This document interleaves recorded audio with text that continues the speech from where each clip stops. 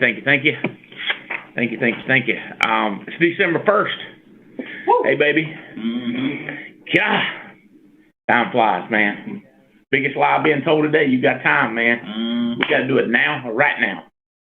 And 2022 is fast approaching.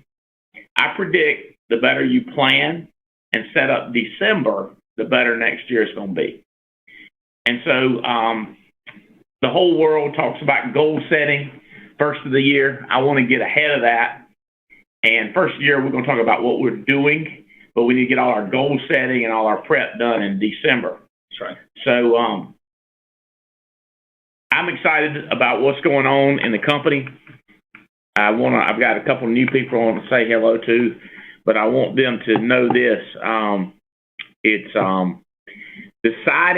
making a decision to build this business was the single biggest, best business decision I've ever made in my life. Deciding to build it creates two things that I absolutely love: freedom and freedom. Does that make sense? Yeah. I don't like nobody telling me what to do. I don't like to be tied down. That's why I don't like this COVID stuff telling me I can't go here and I can't go there. They can't come here. I like freedom, baby. Yep. I like America. And so far, we can go to South Carolina. Ain't going to be nobody say nothing about it. As long as we're in North Kakalaki. I mean, as long as we're in the USA, we can go anywhere we want to. Now, Florida is a little bit freer than most places. But I ain't in Florida today. In North Carolina, they ain't saying too much to me when I go into Virginia. I like crossing lines, state lines, without nobody telling me what to do. Right. And I like the fact that my jet can cross lines. We don't have to stop in at each state and check. It's pretty good group, pretty big place that we can roam with a lot of freedom. I understand you can go down to Mexico pretty easy too. Our neighbors to the north not so cooperative.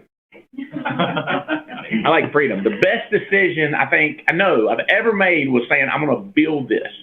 Get sick, get hurt, don't want to work, want to travel for 2 months. Freedom, baby. Speaking of that, I spoke to Mike and Michelle Allman for about 25 minutes yesterday, and they were just saying two things I want to mention they said to me. One is they said, well, it's a lot of things they said. I mean, she's going through a really, really rough battle with leukemia. It's ALL leukemia, and they've been two of the top producers in the country for years, and they've got a sizable organization. But she's just always been an incredible personal producer, big-time personal producer, big-time income. And she said, well, the first thing I want to tell you is she's fighting. She's winning. And this is a battle that she can win. She's got a lot of support from Mike, her husband, and the team, and her kids.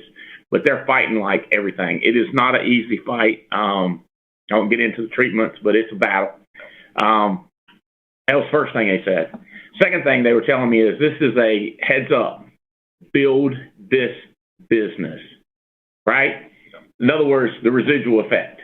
If you can't work, if you want to travel, if you want to be able to travel for 2 months, you have money coming in. Or if something happens to you, it's better to have money coming in, right? Personal production. And the third thing I want to tell you is they were talking about this new guy that we brought on to do our thinking on culture and building. His name is Mark Aceta.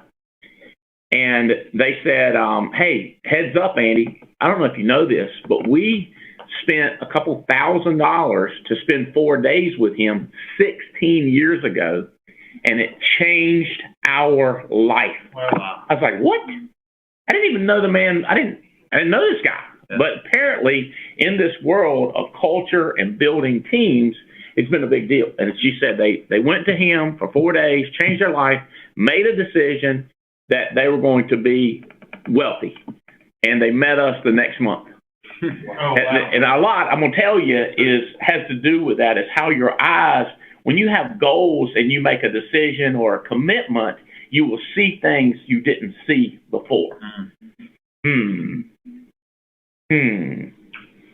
want to show you something. Y'all want to see something? Yeah. It's interesting. I might have to pass out a couple pieces of paper. All right. Pass out a couple pieces of paper. I'll show you what I need for you to do. All you do is on a sheet of paper, and everybody you got to do it. If you don't do it, it won't make any sense to you. You put a $, And then over about 5 inches, you do a black hole, like this right here. I don't know if they'll be able to see it. So you got to have a dollar sign and a black hole. As soon as y'all get it, start waving once you got it. It's a real complicated assignment right here. Mm-hmm. All right. Greatest business decision I've ever made, build this business. Number 2, I know that in the Alliance, and I will say this, in this Alliance World Headquarters, we've got great leadership. I think we've got the greatest leadership of any business in America. And then you start looking across the country in Dallas and California, and North Virginia, and Miami and Tampa. We've got the greatest leadership. Jacksonville, Florida. Houston, Texas. We've got the greatest leadership. Denver, Colorado. And we're branched out across this country, and we've got great leadership. Listen, don't hear me saying these guys are perfect. I've known some of them made some bad mistakes, and I've known some of them make some brilliant decisions. Sometimes I think the mistakes was an accident, and I think the great decisions was luck. But I think sometimes they just said, I'm going to make a great decision, and they made a great decision. They're great, and they've all gotten better. They're talking about the future. They're talking about their leaders that they're developing. That's incredible. 2 things. Greatest decision I ever made, build this business. Number 2 is I know we got great leaders. Number 3, I am 100% sure that this is now and tomorrow's better. I ain't worried about yesterday.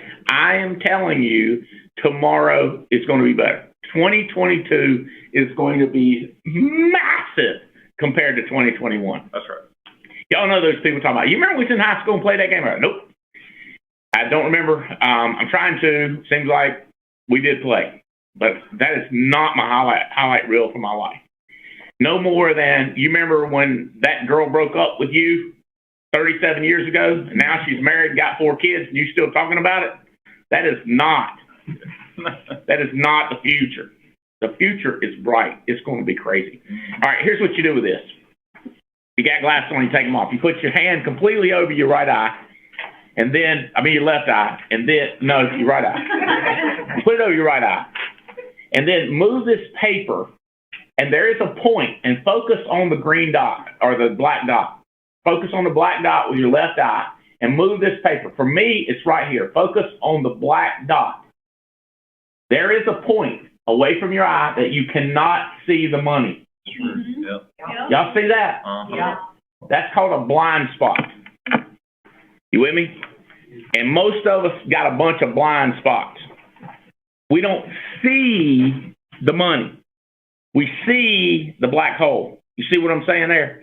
Like it's crazy, man. I can get it right there and just sit right there. Sit right there and don't see it. It's like a 100% magic trick. It's gone. That's the way most people run their lives. They don't see the money. They don't see the opportunity. It's a mental, visual, physical, real thing that people don't see the money. They just don't see the opportunity.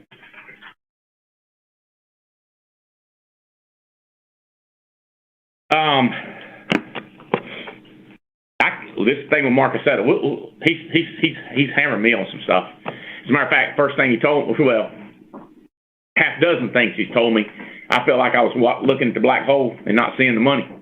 I was unaware, but when he said it, or when I moved the paper a little bit, I was like, oh, yeah, well, if you put the paper right there, or another thing people say to me is, if you put it like that, well, now that you put it like that, it seems to be obvious.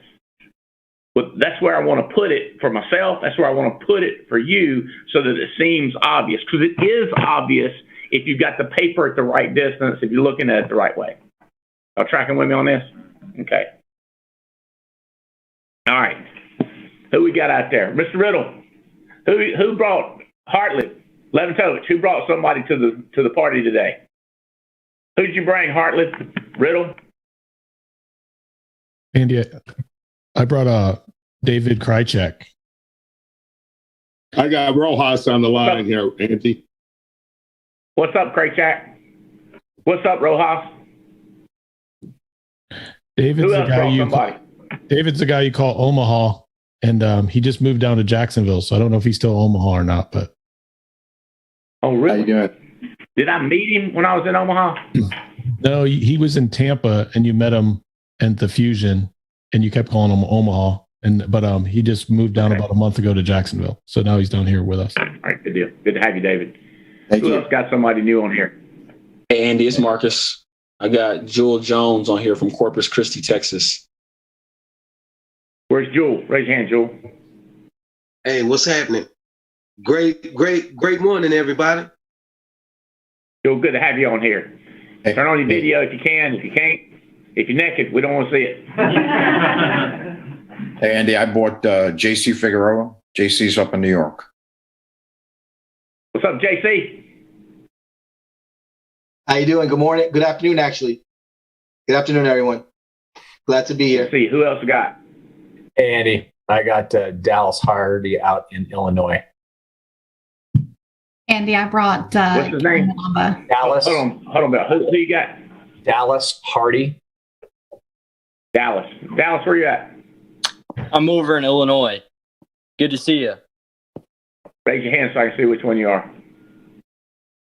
Okay, got you. Illinois. Woohoo! Who you got, Bill? Kevin Wamba, right here, right next door to me in Tacoma, Washington. Where's Kevin? How you guys doing? I'm Kevin. Thank you for having me. Oh, good to have you here. Let's go. Andy, I brought.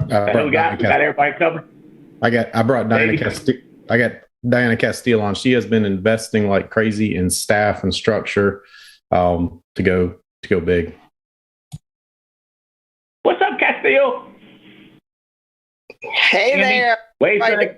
Wave so they can see you, Diana.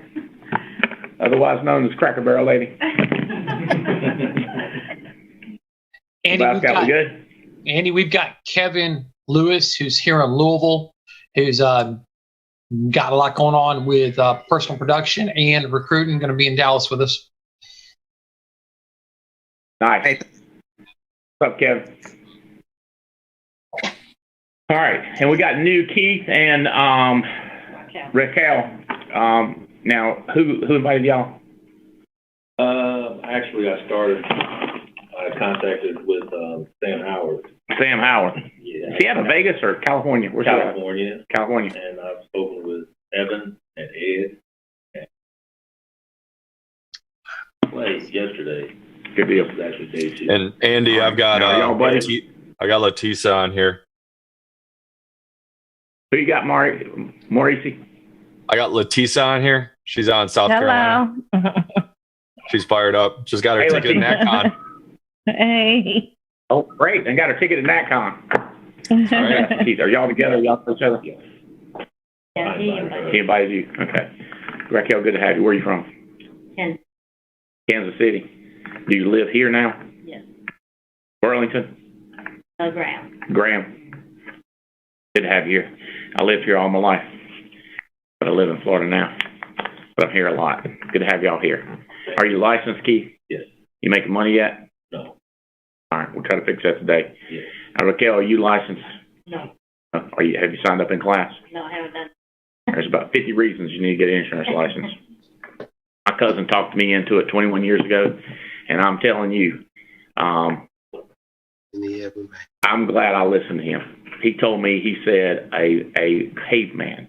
I ain't gonna say what he said because it's not we call it politically correct and a lot of different things. But caveman, we can get away with saying, I think. Caveman makes six figures doing this, and within 3.5, 4 years, I was making that $100,000 a month, and it might have been 3.5 years. And so making $100,000. So get you those shirts last night. Talk a lot of different reasons about why, but good to have y'all. Good to have all y'all new people on here. This business is booming right now. All right, so let me get down to what I want to talk about today. I want to talk to you about an attitude of gratitude. So people dwell on the bad, dwell like a dwelling. They dwell on it. So the first question to you is, what is that worth? What do you get out of that? Like, give me a dollar figure. What do you get about dwelling on the bat? Anybody got a dollar figure? -1 million. Got a zero?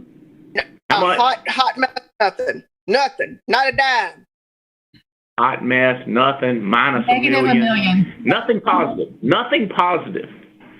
Then I got the question, why do people do it? I have no idea why you dwell on it. I have no idea. Makes no sense. It's like, it's simple. All right, listen to this. Here's a quote for you. In the face of disappointment, gratitude is my chess move to limit my dwelling. In the face of disappointment, somebody burns you, you got history. Well, my chess move is gratitude in the face of disappointment. Being thankful. That's my strategy. Being thankful for what I got. Not dwelling in the house of regret. Dwelling in the house of negativity. People funny. They are funny. Listen to this. Maybe they've never heard this before. Maybe it didn't occur to them. Maybe it needed to be reoccurred to them. I have said this. I'm the chief reoccurring officer, reminding people of what's the truth up in him. Why would you dwell somewhere that's not worth anything? Makes no sense. Focus on the future. Attitude of gratitude. All right, here we go. Here's some numbers for you. You don't need to write them down, but you can look them up and confirm them. 7.7 billion people on Earth. Where do you rank yourself? Where do you rank yourself out of 7.7 billion on happiness and success? Where would you put yourself? Number one in the world, 7.7 billion. Where do you rank yourself on happiness? I'm happy as everything now because I got me a new hat. 40-40 Club. Thank you. Listen, keeping this. If I do 40 appointments this week, I'm going to do it. Thank you. All right, where you rank yourself? Now, you keep that to yourself. But rank yourself where you think you rank on happiness and success. Let me give you some stats. 10% of the world does not have clean drinking water, not to mention coffee with sweetener and cream. 10% of 7.6 don't even have clean water. 820 million don't have food to be nourished. 820 million. That's upwards of 10%. Huh?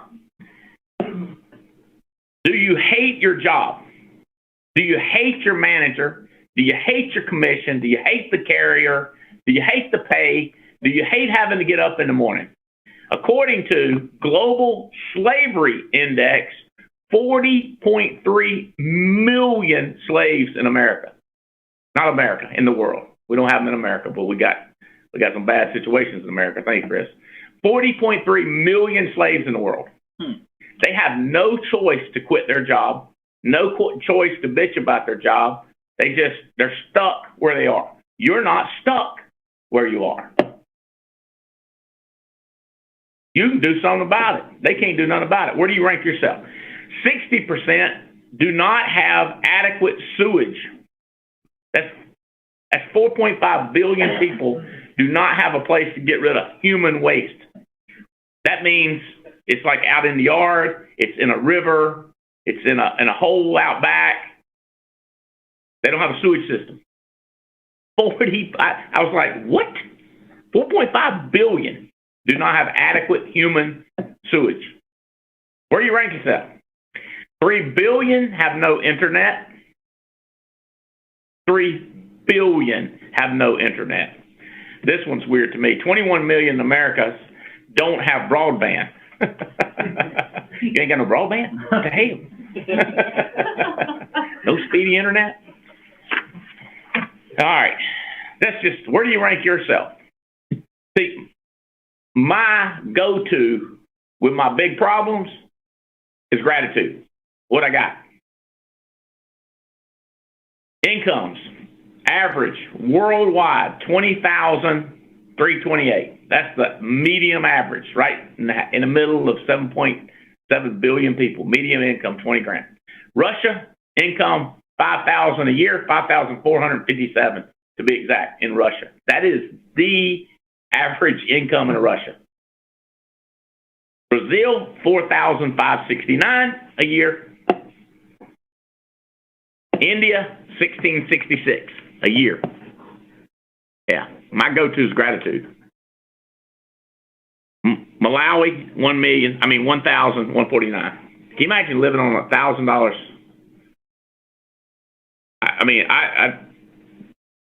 Would you throw that away? Oh, yeah, throw that away. If I look at some incomes, and I go, whew, man, let me think about what I got. Right? I can compare to Brian Adams. I can compare to whoever, Kid Rock, or I can compare to the billions that ain't got it. And then what can I do about it? I got options. All right. So I'm driven. What I get up every day is based on perspective and ambition. You with me? It's perspective and gratitude. How I've got there, I'm talking about that as ambition. How I've got where I am is ambition. But perspective and gratitude. So you see, if you dwell, you can't work. If you have gratitude, you get excited and go crazy. It's that simple. One of my favorite books of all time is How to Stop Worrying and Start Living. And that book beats the snot out of me. Every time I listen to it or read it. Talks about, at least you got 2 feet. This man don't.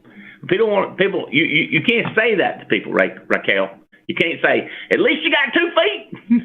That is not good. But that book can say it to them. You can't say it to me. You can't say, at least you got that, at least you got this. That ain't going to do good, no good. But when I listen to that audio and it tells me that, I go right to, good point, gratitude. What do I got? My perspective.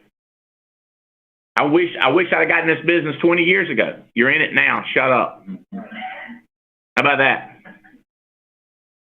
I wished my upline. Well, your upline wished you too. It goes both ways. You wished on him. He wished on you. Kind of reminds you of something else, don't it? It's funny. All right. Driven with perspective and gratitude, success is based on ambition and tenacity. I want something better. I don't care what happens. I keep fighting. I get up. I plow forward. I think about tomorrow, and I get after it. Does luck play a part? Well, I was born in America. I didn't have nothing to do with that. If you were born in America, not everybody's born in America. That's a big deal. Got to America. I don't know how you got here. You're here now. Wealthiest, most free country in the world. You here. God, you lucky. You don't know what I went through, what my granddaddy went through. No, I don't. I just know where you are, which is the luckiest place to be. You're here. What you going to do now? You done won American Idol. What you going to do now? It's yesterday they won American Idol. They go, I won American Idol. I go, what you going to do now? You're lucky. I wasn't lucky. I worked hard. Okay, great. They drew your name, whatever. You got what you going to do now? You lucky. You ended up in America. What you going to do now? I'm lucky my cousin talked to me about this. Well, I'm lucky that Veronica Hedges, I walked by her in that hot dog place. I think over the minute I saw her drawing circles. I said, what are you doing? She said, I'm in Amway. I said, I want in. I'm lucky I saw that. I was just Sherry's Bakery. I was going through Sherry's Bakery, and I was just being nosy like I normally do. I looked over there, and I saw them circles. I said, I want in. Just lucky I saw it. And I'm lucky my cousin came to me. But I did listen.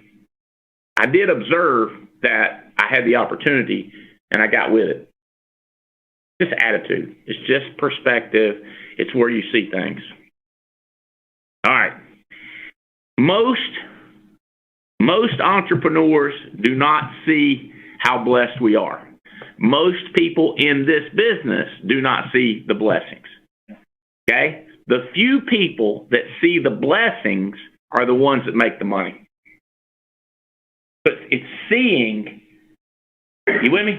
It's seeing the ones that can see the money, but the ones that is a blind spot, because they're dwelling, they're not getting. See, think about this. If you dwell, you put yourself in jail. A mental jail between your ears. You're in a mental jail that you can't do anything and you can't move on. All right. So what I want to talk to you about is goal setting. Couple goals here. We still have this merchandise that we're giving away. We call it the 40-40 Fight Club. Here's the way it works. 40 appointments, 40 recruiting appointments, 40 sales recruitments in a week. That's 80 people I got to talk to. Well, you could talk to one guy and sell him something and try to recruit him. That counts as a recruit attempt and a sale attempt. Now, new people, I do not expect you to do 40 the first week and 40 recruiting the first week. But over 4 weeks, you can do it. And that qualifies you. All you got to do is keep up with how many people you have sat down with, sell insurance, and how many people you've tried to recruit. You send in your information, and we'll put some links up so you can find it, and we will send you, and they got a whole sequence. The first time you do it, hat. Second time you do it, you get your 40-40 mug.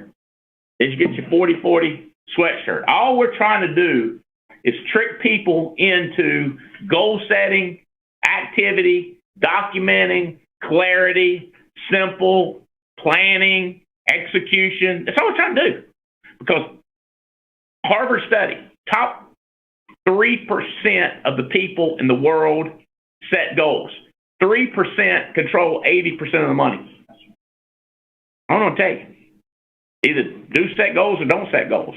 Try to keep up with 40-40 and document it, or don't do it, and see what happens to the ones that does. The ones that are moving up on all these little numbers from big numbers I'm going to show you are the ones that goal set. Megan Wood submitted 36 apps. She's got goals for $17,000. Let me give you an idea. The lowest commission possible. Lower than our lowest, 50% commission. You're making $8,000 a week. She ain't on the lowest commission, trust me. Junior Korea, $12,000 this week, 11 apps. This truck driver, Lenoris Davies. I hope Lenoris is watching, don't you? You should be texting him. Say they talking all about you. Tell us about Lenoris, Davies. Norris is bad to the bone. He is number 2 personal producer on my team this year, and he's just went full time. Like he's been driving a truck all week. Yeah, driving a truck all week, booking appointments while he's parked, and then running all weekend. And he's I want to say 240,000 issue paid this year. So I told him that's what I said. So when you go full time, we're gonna have to tie one hand behind your back just to make it fair. Well, it'll be driven by his ambition and his attitude. That's what it'll be driven by, his ambition and his attitude. You with me? And then we got to tell him that. He's got to hear this. Because I have seen people full-time write this much business. They quit their job and their business goes down because their attitude goes down. Nobody's not making them get up in the morning.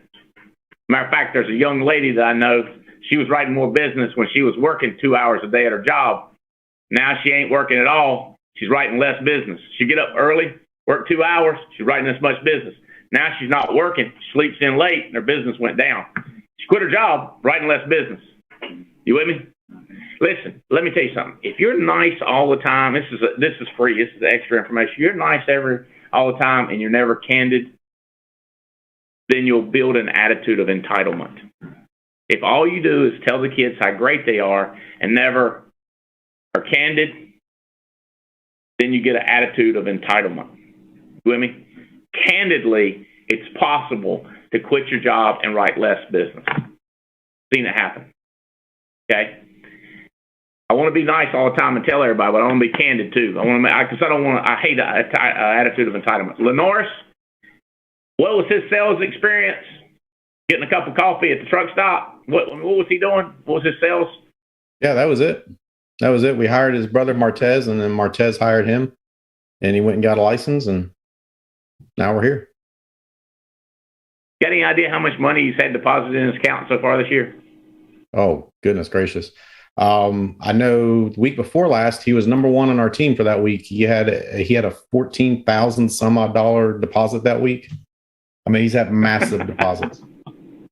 I know. It's perspective. It's perspective.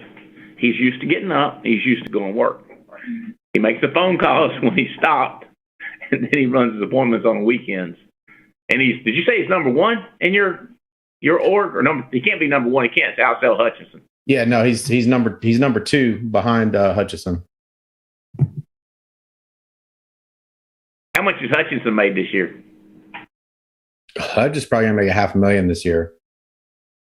And Hutch was doing what? Tell him what Hutch was doing. He was an electrician's assistant, making $10.50 an hour, crawling in crawl spaces, crawling in attics in South Carolina in the summer, running wires through an attic. His back was shot. I mean, the story of what he's done here is pretty incredible. Number 2 in the country. Megan Wood's number 1. Issue paid, meaning got paid on it. Jason Colin. Michelle's bro, part of Mike Hartland. 19.9 this week. I bet he's about to jump out of his skin. I love Jason. Mr. Davies, who you heard speaking, 14,040 this week, 5 outs. The dude that's talking. He ain't on lowest commission either. Think about 100% commission. That'd be $14,000 a week. Think about 110% commission. Do the math. Y'all got it on this? Tracking on this? There's money to be made here. Megan Wood issued 11.9. Let me tell you something. Megan Wood is hardly ever number 1 in a week for issue pay, but she's always 1, 2, or 3. What does that make you? Number 1 by a long shot. Because every single week she's got goals, and every single week she executes, and every single week, this is another big kick I've been on. Get a secretary. I ain't making no money yet. Get a secretary. I'm just going to tell you this. Get a secretary. Why would I get a secretary? Because you don't want to do the paperwork. The paperwork involved? I don't like it. First girl to work for me, Stacy, I talked her into working for free. How'd you do that? I was real nice. I was like, please work for me for free. I'm going to kill myself if you don't work for me for free. She said, you ain't going to kill yourself. I said, I might. I hate paperwork. And my wife was like, please work for him for free. We ain't got no money. I said, I'll pay you later. And I did. She worked for me. And then immediately I hired Deborah Pendergraft. And I started writing. I would write her checks for her salary with check protection, overdraft. And I tell them, don't cash this. If it don't cash, don't panic. We'll fix it. We'll get it right. One time I think I wrote a credit card check to keep her paid. But I never did the paperwork. Let me tell you something. People quit over paperwork. They quit over pending. They quit over paperwork. Andy, you crazy. You have no idea. Albright had a goal when he was little to get rich. And I knew from reading all the books I read that if I did all the secretary work, I was going to be a secretary. And if I knew the money-making work, I would have money. Right? So when I got in this business, first thing I did is hire a secretary. You with me? I'm just telling you. So we have to? No, you don't have to. You can do. I got a bunch of people do their own secretary work. It just holds them down. Okay? It's cool. I got right now, I bet you, I have Missy is my assistant secretary, whatever you want to call it. She, boom, boom, boom, keeping me on track, doing all my stuff. And I got Tia, and I got Mac, and I got people around me to take care of the stuff so I can do the stuff that makes money. What's the stuff that makes money? 2 things. Selling, recruiting, and building. That's really the one thing, selling, recruiting, building. Paperwork, somebody's got to do it. It's got to be done. It's very important. Pay somebody. Contracting. One of my guys, he said 3 guys on our took an hour to contract somebody. Every one of them highest paid people in his company, and they sitting there doing the contract. We got to get somebody else doing the contract. You with this paperwork, get signed it. Click. Could you click here? Click there. Or how about this? Even this. It's telling them what policy to write. You with me? Well, somebody's got to tell them, right? You, until you get somebody else that you can pay. So why would anybody take a salary? Some people don't like what I do. Some people ain't going to like selling. They ain't going to like recruiting. But if you like selling, you like recruiting, try not to like the other stuff that don't pay as high money. Does that make sense? Because like if you're doing 10 different things and you put in 1 hour of this thing and it pays $1 an hour, and you put in 1 hour of this thing and it pays $500 an hour, because you only got 40 hours. You need to put more time into this thing and don't put any time into this thing. Does that make sense? Mm-hmm. And so this guy told me he just got started. He said, "I'm going to quit doing yard work, ain't I?" I said, I didn't see that as a negative when I got into business. I didn't want to do it no-how. I always call it a safety issue, right? They got safety goggles, safety glasses, safety boots. And if they get hurt, it ain't me. See how safety that works? I ain't about. I remember the last time I climbed a ladder. We had these morning glories, these wires running up around in my garage out there, where some of y'all been over there. And I put my ladder up on there, and I was up in there, and I was reaching for it, and the bottom of the ladder started sliding that way, and the top of the ladder started coming down. And I did like that right there, bam, because I didn't want to, break my fingers. I did like that, bam. I rolled over. I was screaming, "Jane, come get me, lady!" She come running out there. I said, I passed out. I said, "Am I bleeding? Am I bleeding?" Because I pounded my face. She always see no blood. I said, "Look close." Because I didn't want to, because I felt like I would be bleeding. And she said, "No more ladder for you ever." And I was like, done. And I mean, it's just a slip up that I did it. I mean, I don't know what I was thinking. I just didn't like it. I want that wire. I want that weed come down for I'm even get up in the, Whew. We got a new one. Otsoy's got a Tanya Paredes. 4 outs for $11,000 in a week. Marnie Frank, 10,650. She's been around months and months and months. I want to say over a year. I ain't sure. But she said, "I'm sick and tired of being sick and tired." Like she did. She told Olga Mathis. She said, "I am done with being broke." And then Jason and Olga started working with her a lot because she said she was done being broke. She did not do great in the beginning. I think it's because she was not calling the leads and not going over to see the people, talk to them. So what was she doing? I don't know what she's doing. I just know what she wasn't doing. Does that make sense? 11,000. Morning, Frank. And she's recruiting like crazy. Sarge, 10,226, 5 outs. Way to go, Sarge. Robert Wilson, that is. Kevin Lewis, part of the Leventovich team, $9,000, almost $10,000. Emma Doby, $9,000. Martez Washington. Who is that, Davies? You got another producer? Yeah, Martez is Lenore's brother. We hired Martez and then hired Lenore's in depth. Got it. So Martez is above Lenore's, but Lenore's going to pass him if he keeps on with his trend. But Martez says, "I ain't going to let my little brother pass me. I'm about to bring it more than y'all ever seen." So they both can be wrong. Well, this week he did. This week Lenore's only paid $7,700 and Martez issued 88. So Martez did beat him this week. But Martez wrote 3 outs too and Lenore's 2. David Lewis on Bubba Skinner's team, $7,000. And back from years ago, Tanya Gentle is back. She was with us years and years and years ago and found us in Georgia and said her and her husband want to get started back. Issued 7 outs for $7,600. And she's been traveling, hiring like crazy, and thrilled to have them back. Annuity producers. Mr. Patton got $100,000 issued. Mike Swells, Fitzgerald's latest superstar, $100,000 issued. Mr. Davies, you see on here, he issued $45,000. Tyler Pierce. Isn't he G. Chris Robinson assistant? Yeah. Assistant issued an annuity for $44,000, and Brittany Flores knocked out $30,000. All right, recruiters. Jason and Olga put in 7 direct to them this week. Brandon Beal, 5.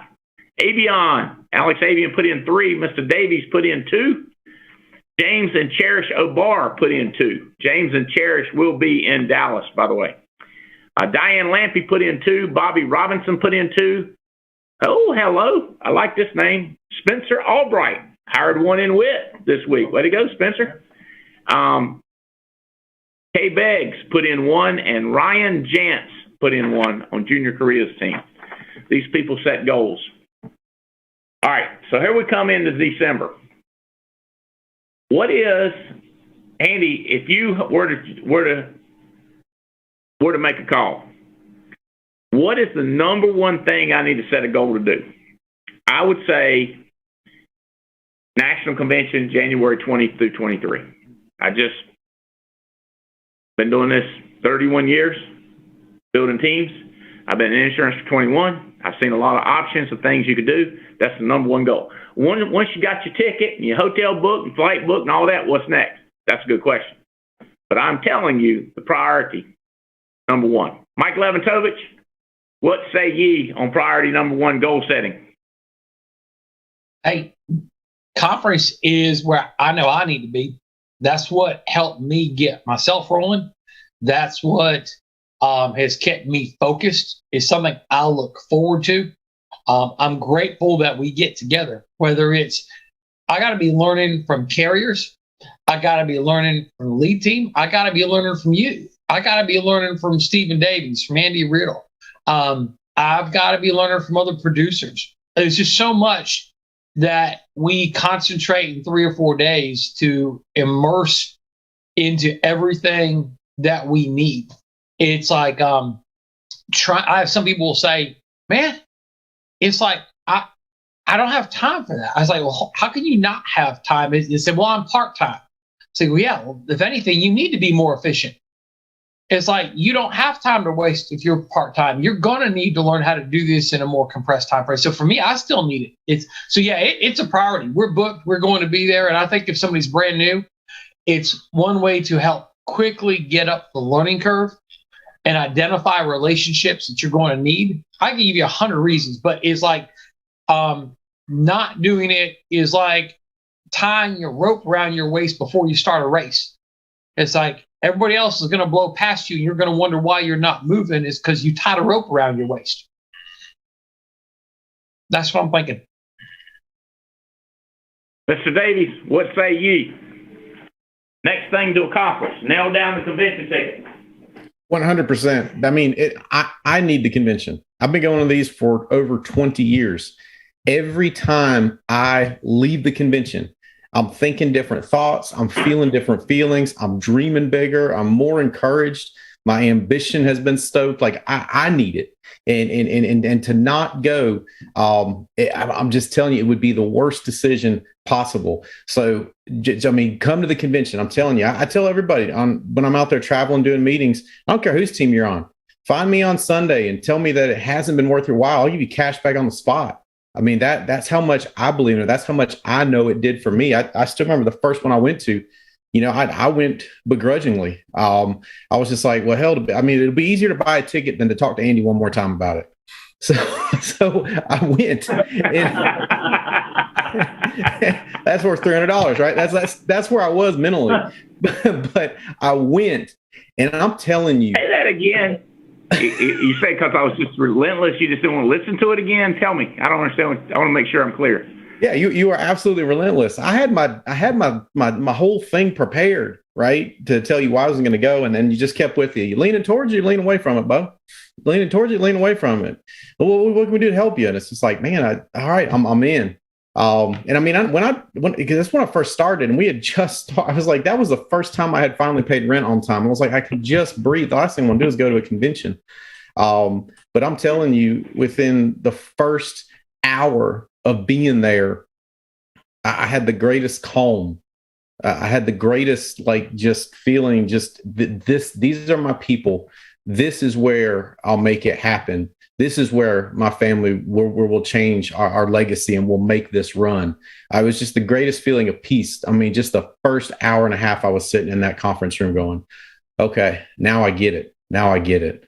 And that's what I'm telling new people. Like, it's like trying to describe the Grand Canyon to someone that hasn't been. And I get that. It's hard for us to put in words how powerful conference is. All I'm saying is take a step on faith, and you'll see. You'll see. I love, Andy. My favorite thing about convention is the look in new people's eyes. The first timers. I can walk around and point them out because they're just like their eyes are open again. And so my goal is how many can I get there? because every person that I don't have there is a life left unchanged. And I just, I mean, that I can't let that happen. And so how many more can I get there? 100%. That's the chief thing driving me. Keith, I would get to events. I go around shaking my hands. Everybody I got there, and I would beat myself up so bad of what I didn't do the last 90 days. We go 90 days, have an event. And I'll never forget the event I did. I was in Greensboro Coliseum, and I said, the next 90 days, I'm not going to regret how hard I tried. I was going to give it I'm going to put it the number one priority in my life to get people to this next event. So when I got to the event, I wouldn't say, shoot, didn't try hard enough with Keith. I tried hard enough with Jamal. I was going to say, when I get there, I'm going to say, I did everything I can do. The people that are here are the people that are on my team. I did everything I can do. This is my team. That's your number one thinking right now. Like the goal set is you get there, and then how many can you get there? I promise you it will change your life. And I promise you this is going to be the best meeting we put together in 21 years. We game planning. We strategizing. We're going to deliver. Give us a shot. See if we deliver at this event. Give us a shot, and you can decide whether you want to come back ever again. Give us a shot, okay? We measure agency managers. We got 50 agency managers listed here. So Mike Morisi has 42 people signed up to come to convention. I predict, yeah, baby. Mike, I predict massive explosion. Now, clear, Mike. I said I was going to do all I could do to get them there. That's the ticket sold. They're not here. So it's relentless getting them here. Your leading indicator is number of tickets. You got 42. Adam Katz has 37 tickets. Okay, but see, what you got to keep this in mind is Adam Katz has a manager, and his manager, I don't see his manager's on here. He has, here he is. So he's got Andrew Argenio has 8. So Adam Katz has 37, Argenio has 8, and then Linda Goebel is going to be on here. So some of these have managers underneath them. Morisi does not have managers underneath him. He's got 42. Adam Katz has got 3 or 4. Terry Edwards has 27 people booked in. Mike Hartlib on the call right here. Michael has 26 booked in. Olga Mathis, wave Olga for us. Olga has, and Jason, they have 25. Alex Avian has 24. Belle Krause, 22. Joseph and Venus Dukes has 21. And Mike Guerrera, who's brand new with the Alliance, I think he's just started this year, he's got 21 booked in. So we got a whole bunch of people. So your goal, number one goal, is you get there. Number 2, can you get one more person there? How relentless are you? Are you going to get here and go like, God, I should have helped that guy. I should have talked to him a little bit longer. I should have described to him the urgency. So learning how to get people there is a big deal too. Learning how to get you there is a goal-setting technique. But then getting somebody else there, there's another level of intelligence, another level of motivation, another level of building. All right, let me give you something else to think about. If you've won the Alaskan cruise, congratulations. If you're close, let's don't let up. We got 30 days. We can make it happen. Anything can happen. Pick up a big annuity, a big IUL. Anything can happen. Megan Wood, it requires 125,000 points. Megan Wood did 665,000 points, which means her and a guest, all expense paid for 2 trips, cruise and then an extension, and she can invite another couple, all expense paid for the same thing. New on board, Brian and Crystaline Rojas just won the trip and the extension, the extra trip. Way to go, Brian and Crystaline. I know you're on here. So that goal, and here's where this goal starts, is the 40-40 club. With me starting going like, all right, I'm going to get me one of them hats. I'm going to get me 40 appointments set, and I'm going to talk to 40 people about this business. I'm going to get in the 40-40 club. And then keeping track of it. We've got an activity book. I don't have one out here, but we'll give you a page out of it or give you a book and say, hey, let's start tracking your numbers. You start in December, and what's going to happen is that's going to propel you through 2022. I like this one. Clay works here 40, 50, 60 hours he puts in, travels. Clay right here. And Clay has been selling a little bit every week on the side. Have you had a goal for that, Clay? What's been your thinking on getting it done? Well, something I learned from you very early on was to set big goals. And first of all, you helped me get my mind right about getting my license. So that was step one, is get a job with you. And then your primary recommendation was get your license, because you can achieve so much more outside of just these walls by getting your license. And without that recommendation, I wouldn't have been able to sell and to kind of provide those extra things for me. So it's always been a goal to kind of make those additional sales, to provide that additional liquidity, so that way I can invest in things and grow. Yeah, get your license. Okay. Are you signed up yet? No. I recommend. You don't have to. You don't have to at all. But listen to this.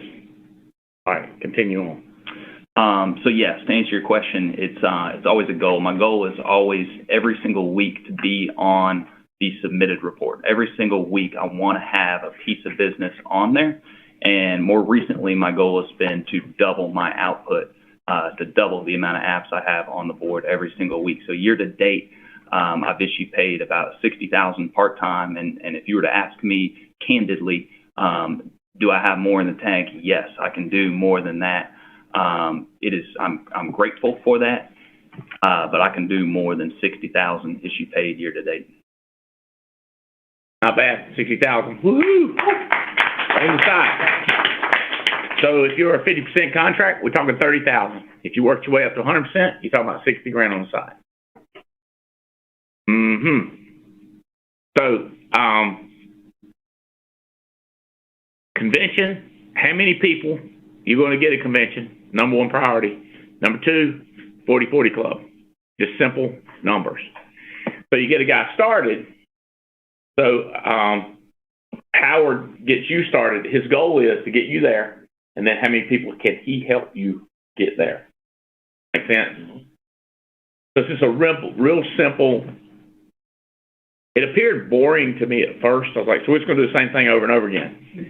And it turns out that people are crazier than a run-over dog, okay? And people are scattered like a bunch of kitty cats. And it's an interesting business that we're in. Hey, let me tell you this. Inside here is scattered, okay? Keeping this on straight is huge. Keeping this looking forward and not back, not dwelling. So then after I get mine straight, then I got to turn around and got to work on you or her. Tracking? Okay. So these are my big deals. 40-40 Club, there are tons of money contests running. Megan Wood is leading, Mark Hutchinson, Lenoris Washington. This is $75,000 giveaway for the top 50 producers. So listen to that. Lenoris Washington, when did he start Davies truck driver? When did he get his license? Late last year. Late last year. So it's his first 4 years, number 3 on this contest. This contest is the last quarter. Number 3 in the country. It should pick up extra $3,700 cash. Megan Wood, $5,000 extra cash. So there's a ton of contests. They're on the ARC. I'm not going to go through them. I want to, but let's say there's a ton of opportunity there. All right. So I've heard this 1,000 times and read about it, that you only use a certain portion of your brain. Most of the power of your brain is not seen, not used. It is underdeveloped. It just never comes into play. So goal setting does things that activates part of your brain that you're not using. It makes you think more vividly. It makes you think more creatively. Okay, so think about this: if you're in a room and everything's cool, you're like, okay. But the minute that door locks and somebody says you ain't going out, you start seeing other exits, weapons, tools, right? The minute you have a goal, your eyes see the money. It activates something in your brain that you do not have if you don't set these dadgum goals. Okay? All right, so what we're talking about is more thinking power, more mental power, more imagination. So we had a guy this week. He had a person knocking at his door, and because he's got a goal of recruiting, as opposed to doing what he normally does, which is not answer the door, he went to the door with enthusiasm and recruited the dude. And now the guy's in class, had me on a Zoom call with him 2 nights ago. Look, his imagination changed because he had a goal. So the guy knocking on the door was not an annoyance. The guy knocking on the door was an opportunity.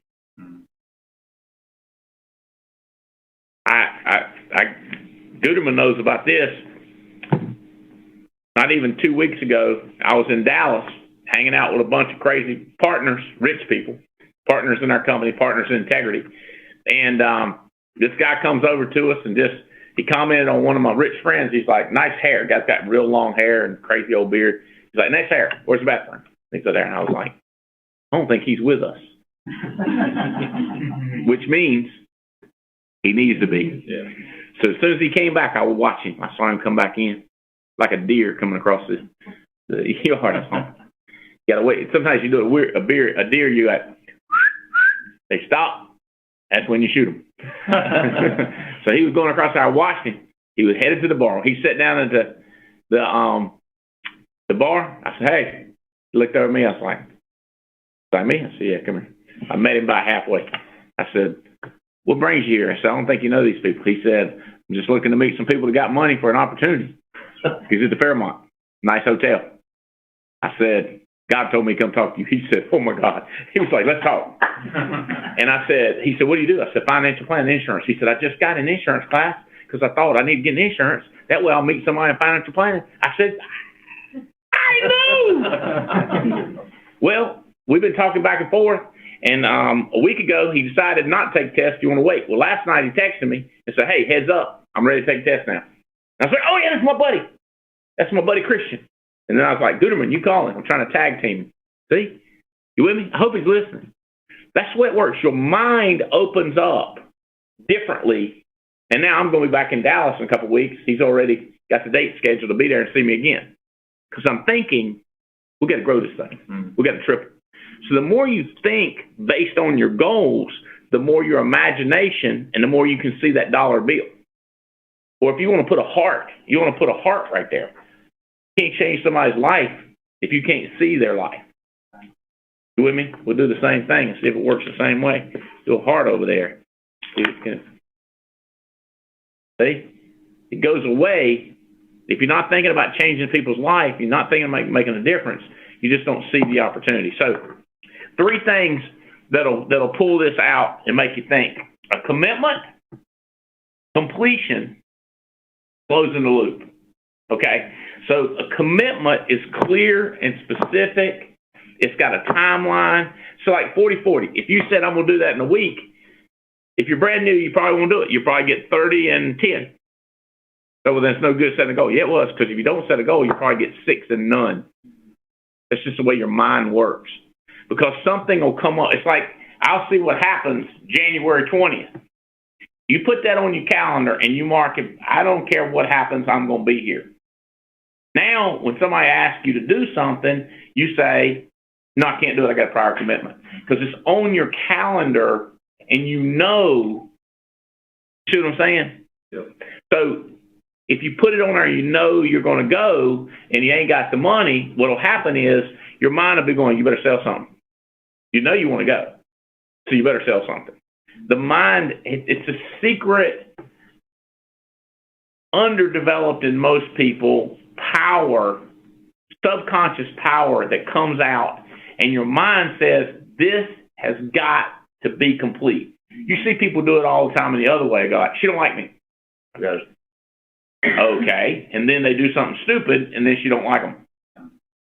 Self-fulfilling prophecy. By believing that it ain't going to work, then you figure out ways to make it not work, as opposed if you know it's going to work. So specific task, whatever it is. I'm in the process right now of hiring recruiters and secretaries. And so I'm just real sensitive if I'll meet somebody, and I think like Debbie, if I see their last name, I know them, I go, hey, you Woody, you Ken to Ken? You know what I mean? I'm thinking, how am I going to recruit them to come in as a secretary? How am I going to get them to come in as a recruiter? I'm just very open to it. In our company here, what do we pay now, Chris? Is $250 if they hire somebody? Or are we paying $500? $500. So if you recommend a friend, we come in with hire them, we'll give you $500. So I'd be like, anybody's got a good job. I say, hey, you got a good job right over there at LabCorp. I go, I hate it. I go, why? They go, it's boring. I said, it's exciting over their place. You want to come over there? They say, yeah, I love it over there. So I heard they did great benefits. They get great benefits, great. Yeah. Let me ask you something. You got anybody that you know that would like to work somewhere like that? Because we hiring. I don't know if y'all are hiring. I just tell them. I'm a networker like that because I want that $500. Actually, it ain't the dollars I want. It's just another gun I got an eye on that I want. And I know if I had that money, I could buy that gun. Yeah. You know? Right. I think I got to get the other. Looking at it going like, man, I got to get that. All right, so completion. Believe it or not, it's very, very common for people to set goals and do 80, 95%, 80 to 95%. It's very, very common. You have no idea how many people are going to come close to winning the cruise. 80 to 95%. Massive amounts of people will do that. It's very common for them not to complete the task. So if you want to be in the ordinary, get close. Make sense? Very common. Completion, on the other hand, seals the deal and makes you happy and excited. Completing the deal it's just weird. Procrastination is a big part of it. People procrastinate setting a goal. That's why I'm trying to get you started December 1, not January 1. Get it all done now, and that way we're ready to go. Matter of fact, we'll go ahead. Instead of coming up to January 1 and then having to start, I'm going to start here, and so that we're here come January 1. Yep. So that your momentum is already started January 1. It's huge. Setting a goal, getting started. Every time you close a deal, every time you complete it, it's endorphins are set off. It gets you happy. You go crazy. So closing the loop. Closing the loop. Think about this. The most important ability that you have is dependability. Your ability to be depended on. Your ability to close the deal. Close the loop. Completion, and then close the loop. Get it back started. The faster you do it,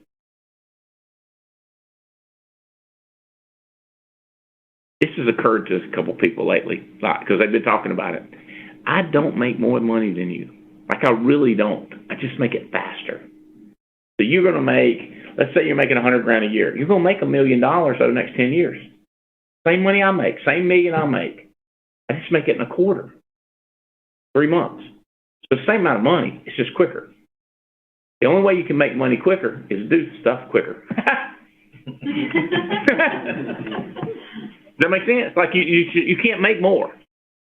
you can only make it quicker. So if you're thinking about signing in class, the question is, have you text Tia, how do I sign up in class? Will y'all pay for me, or how much does it cost? Tell me what I got to do. She answers back, and then you sign up. Secretly, you're sneaking in, getting signed up. Or you can wait till tomorrow. Or, here's one of my favorites. Get on that Monday. Oh, okay. Why not next Monday? Why not wait?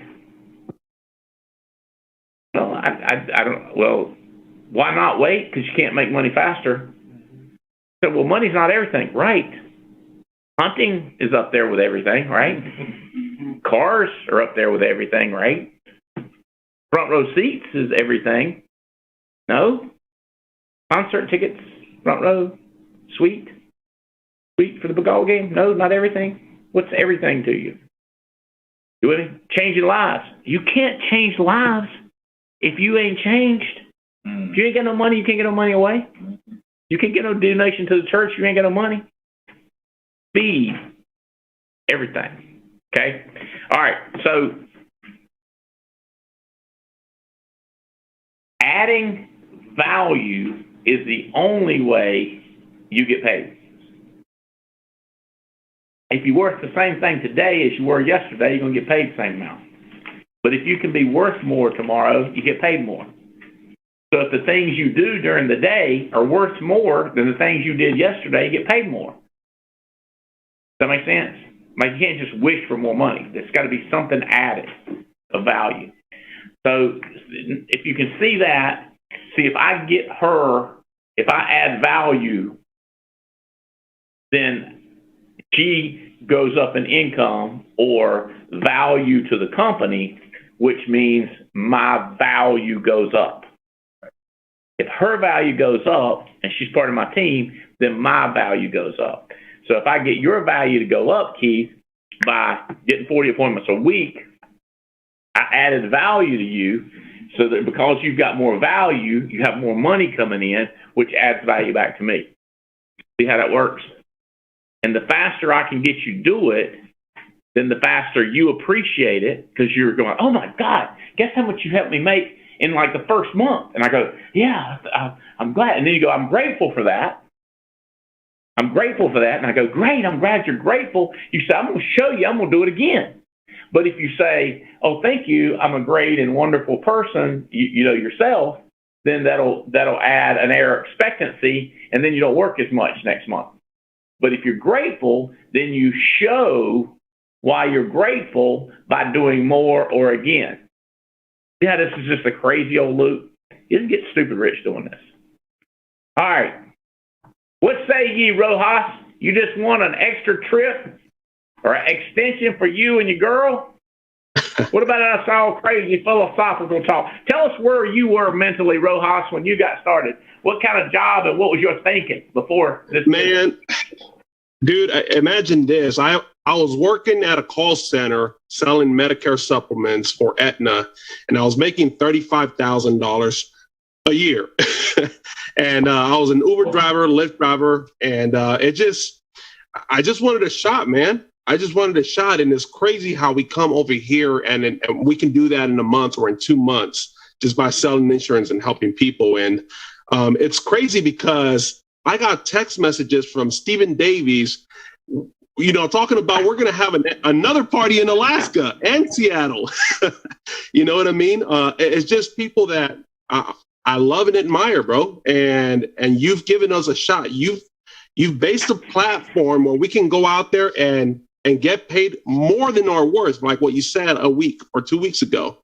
We get paid more than our worth, man. And just thank you, man, for allowing us to travel with you guys and seeing the world and giving me a shot, bro. We excited, baby. That's funny because, you know, when you say I'm getting paid more than I worth, you know, that's what most people say. I just want to get paid what I'm worth. I don't want to get paid what I'm worth. My dad said, if I could buy you for what you think you're worth, and no, if I could buy you for what you're worth and sell you for what you think you're worth, I'd be a rich man. I want to make more than what I was worth. The only way I knew how to do that is duplicate myself like franchise. Have multiple Domino's, multiple Burger Kings, and then I own them, right? Or I get a piece of them. Maybe I own with you. You own half, I own half, or I own 10% and you own 90%. You know? 100%. Yes, sir. And dude, it's fun being in this.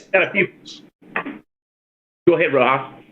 I was just gonna say it's fun being on these trips, but you know, it'll be funner if I can get. It'll be great if I can get my guys going to these trips and experience my family, my friends experiencing these trips. You know, these trips, these extensions, all expense paid, money, gifts, eating, all you can eat. I mean, it's just. They need to experience that, and that's going to be nuts for us. So, we just got back from Aruba, and me and you was having a conversation. Me and you and your wife, we was having breakfast. Remember that? I'm trying to remember what we was talking about, but that was some good stuff right there. Can you relate some of that stuff to them? Just it's showing what's possible, man. Just like I remember when I first came into business, and I was just so afraid and so shy of getting around people. And it's like we belong at the table, bro. We belong in the table. You are so like. I'll give you an example. I call you. You answer the phone. You're the CEO of a multi-million-dollar company, bro, and you answer the phone. You know, it just shows us, your character, man, the type of person that you are, and the time you get to spend with us. I mean, you invest so much time into Crystalline and I, and we appreciate that. You know, you have dinner and breakfast with us. You invest your time in your people, and no wonder why your value is going up and up and up, and we're growing with you. You know what I mean? Was you born in America? Yes, sir. I was born in Los Angeles, California. I'm a first-generation American. Your parents were not born here?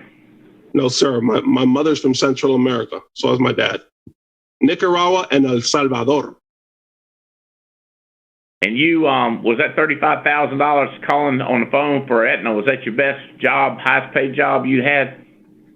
Yeah, it was. $17 an hour plus commission, baby. What'd you do before that? I used to work customer service, call center. For the same company or different? Different company. What?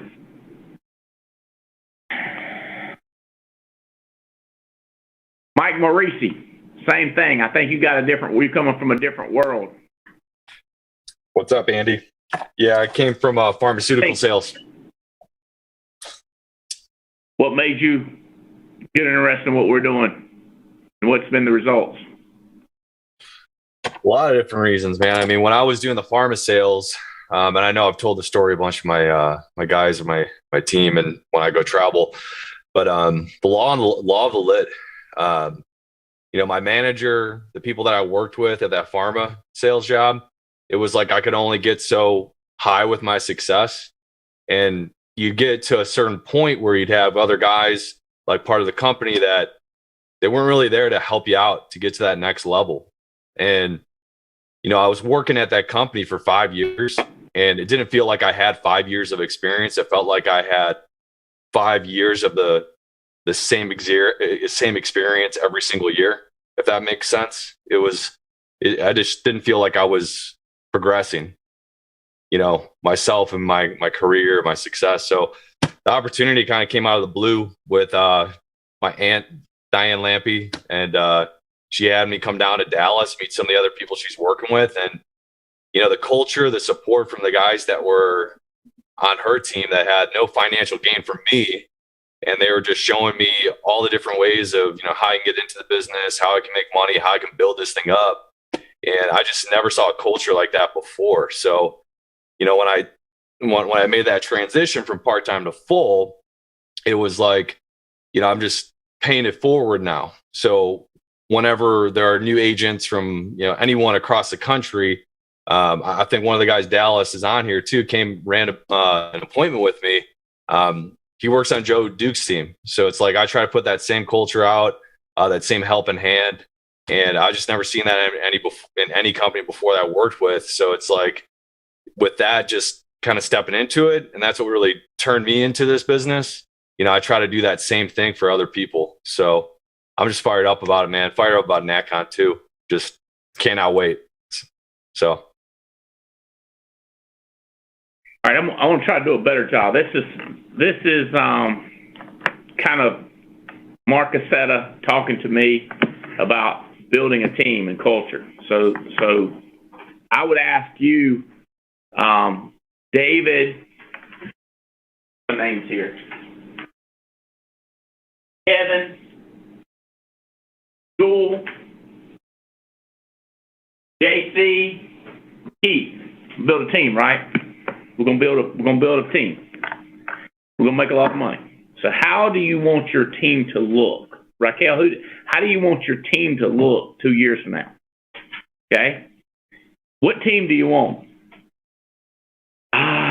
We don't really go to meetings. We just kind of do our own thing, just hanging out, kind of cool. Or we're the first ones to sign up. We're going to be there taking notes. We're going to be there sharp on the front row, paying attention. How you want your team to look? Which one do you think is going to win more games? You build a football team. You want to be the first ones in the locker room, first one in the gym.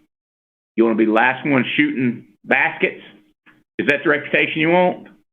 That you guys are out there running 40 appointments a week, or is the reputation you want is y'all just whenever you need to write? You know the people when they need the money, they write business, and once they got enough money, they sit down.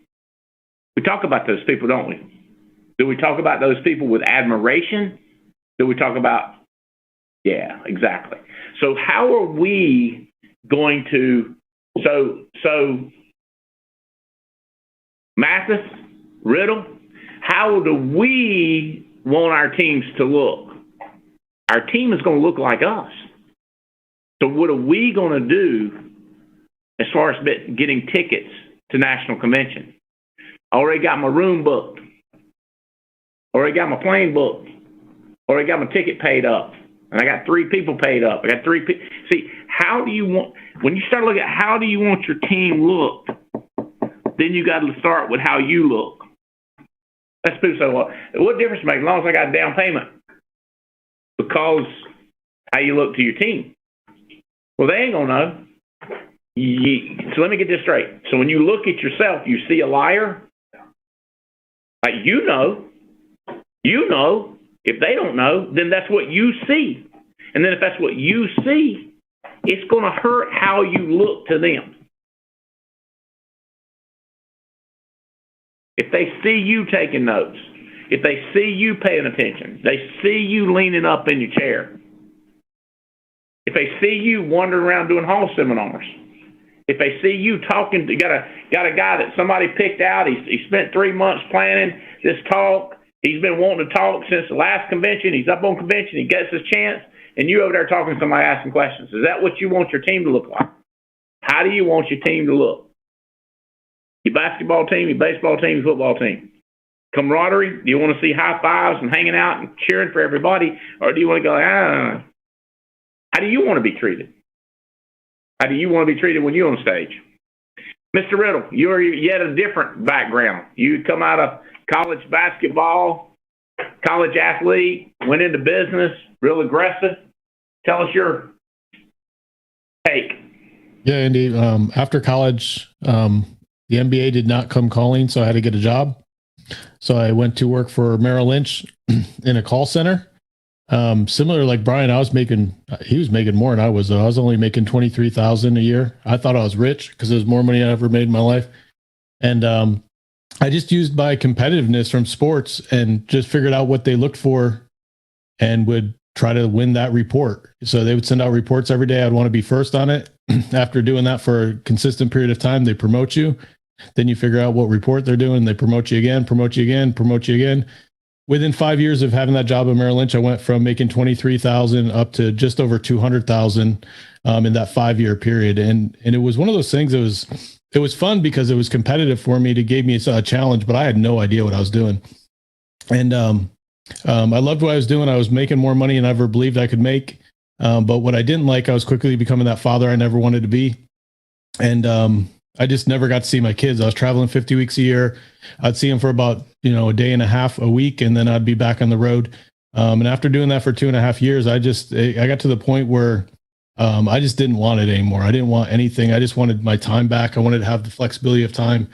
And I've met you and gotten this business. And after being in this business, it was kind of funny when Davies was talking about, he went to his first conference just so he didn't have to hear you again. It was one of those things. I was in a meeting and you kept talking about conference, and I thought you were talking right to me. And I was like, I'm going to buy a ticket so it doesn't feel like he's talking to me anymore.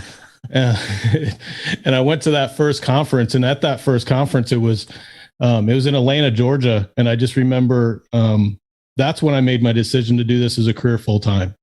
At that conference is when I made the decision to say it got much bigger than just the meeting that we had down here in Jacksonville, Florida. It was something real. It was a real company. And it was something I could see myself growing something in and building a business in, and getting to know you more at that conference and seeing your heart, you and Jane's heart, and getting to meet your kids and everything. I was like, I want that lifestyle. I want that. And it all happened at that first conference. If I didn't go to that conference, I wouldn't have been here, because there's no way I would have been in the mindset to make a decision to walk away from that career that I spent to get that income in. And it's been the best decision I ever made in my life. And the crazy thing is, looking back to when I did make that decision, where the business was then to where it is now and where it's going, it's like, it's day and night. I mean, it was a great opportunity when I made that decision, and now it's 1,000 times better than it was when I made that decision before. So without going to that conference, I would have never made that decision. And now it would have been a million times easier to make that decision, just because how much better the company is and how much it's grown and the opportunity of what we have in the future. So if I didn't make that commitment and go, it would never happen for me. It took a minute for my calculator to pull it up. We have a system that keeps up with every policy that's sold in his hierarchy and how much money he gets, overrides, when he sells a policy. And he's made $2,074 in the last 2 months from selling insurance. He's made $2,074. From his team, because of the spread, he's made $128,000. And then because of our generational overrides, he's made another $44,000. And then his renewals, this is in 2 months, $3,600. So he's grossed $178,000 in 2 months. But because people change their minds and stop, 46 of that is taken away. So he's netted $132,308 in 2 months. Woo! You hear what I'm saying? 132,000, boom.